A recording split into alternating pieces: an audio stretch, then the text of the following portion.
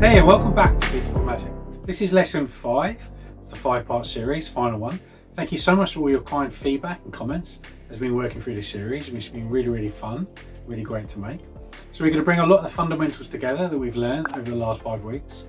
We're going to go through the force, lots of different ways of using forces and lots of different magic tricks. We'll do quite a few card changes and colour changes, using lots of different pinky breaks and double lifts. So lots of different routines, jam-packed full of all sorts of tips and tricks in this final lesson.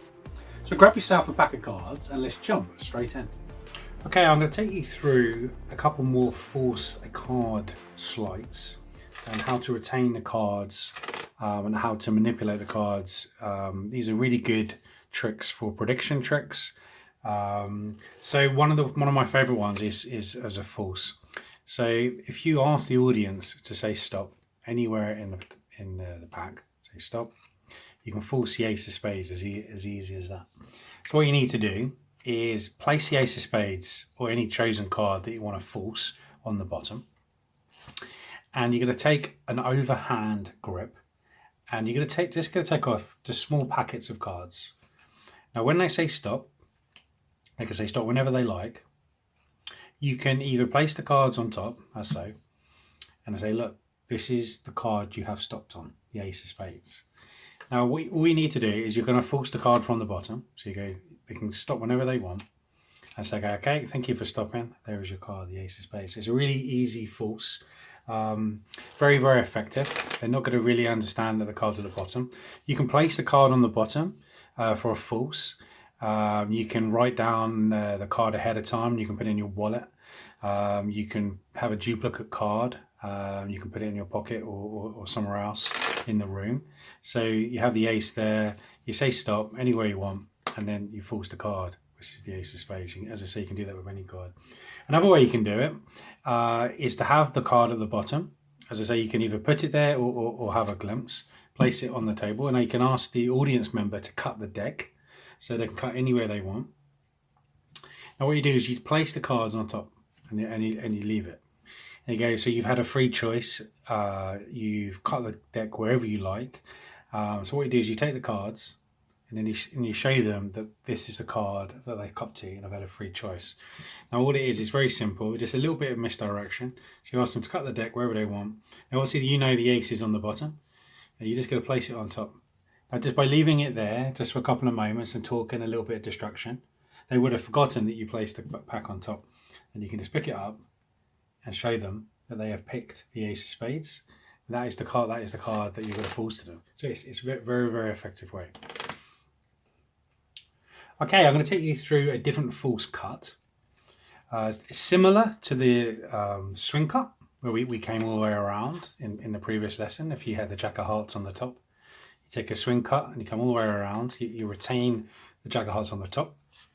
It's a slight variation, but you're going to retain a card on the bottom. So with a overhand cut, you can take the bottom part and place it on the top. So different variations of a cut. So you can obviously come over and complete the cut. And you had the swing cut. And this one, you're going to have the overhand cut. So you're going to take the bottom packet and place it on the top. Now you can do this in the air. You can do it on the table. Now what you're going to do is retain the card at the bottom. So this is a good way to retain the card. So it looks like you're mixing the decks up, you're cutting the deck. We're actually going to try to keep the card at the bottom of the deck. So what you need to do is when you come underneath, you're going to have your hand on your left hand on the side of the pack.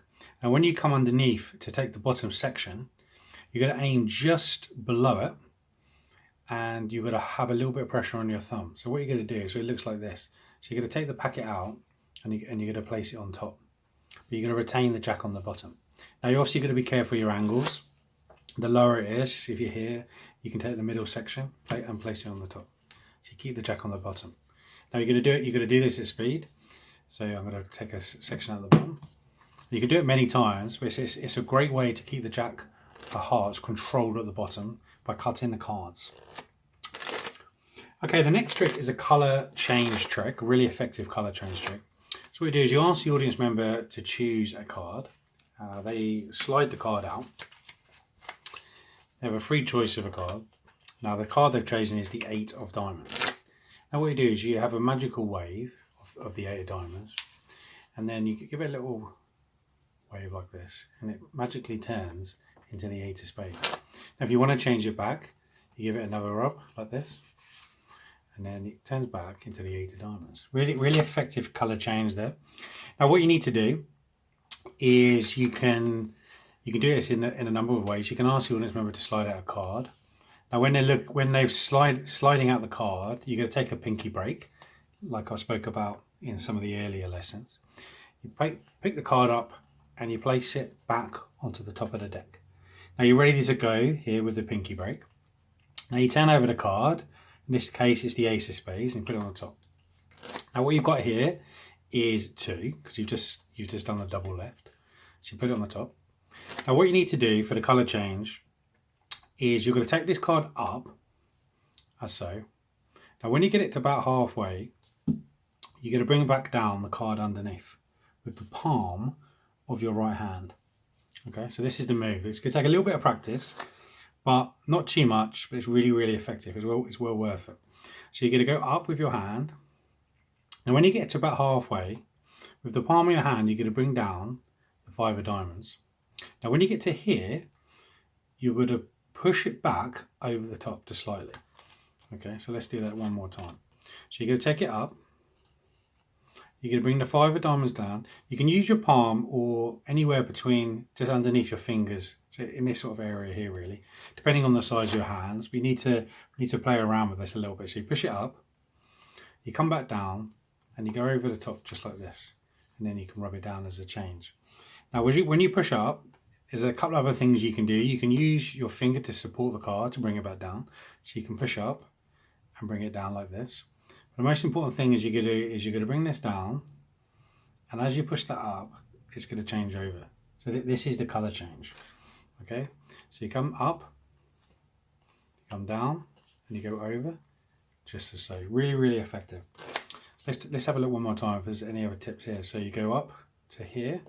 I think another good thing to bear in mind is when you're pulling the card up, you can also hold the rest of the pack with your finger like this, just to give it a little bit of a pivot. Okay, so you come up, but I'm going to hold my finger on top of this pack. So you go up. When you get to about here, your hand's going to go up. You're going to drag down the second card, as so. You're going to pull this down with your left hand, and then you're going to slightly push it up. Now you've done the move, and now you can wave it like this. So at full speed, you're going to go up, down, and then like this. Really effective colour change of a card. Okay, I'm going to take you through another really good switch of a card. So what you need to do is have an audience member slide out a card. Okay, put the card back onto the top of the deck. So you have, this case, a 6 of hearts. You place the 6 of hearts onto the top. You pick it up, and what you're going to do is just slowly slide it through the pack, and the 6 of hearts magically changes into the 7 of hearts. Okay, what you need to do for this one is have the card selected, as I mentioned before. You can place the card on top, take another double left, so you're going to have 2 cards again. Now you're going to show on the 7 of diamonds. Now when you place it back on top, obviously you've got 2 cards, so there's been another double left. So you have the 7 of diamonds, you place it back on top. Now, as a really good effect, as you swipe it through, it's going to turn into the King of Spades. So it's another variation of the double left, where you can place it into the middle and make it jump to the top. So we have the 7 of diamonds. You place the 7 of diamonds in the middle, and then it jumps back to the top. It's a slight variation of this with the double left. So if you have the 2 cards, let's have a red and a black, so it looks a bit more effective. So you're going to do the double left. So you've got the Queen of Hearts, you place it on top, you're going to pick it up, and you're just going to swipe it through, and it looks like it's changed to the Queen of Spades. Really good effect there. All you need to do is just make sure you've got the double left down, and then you can swipe it through and it changes over. Really great effect.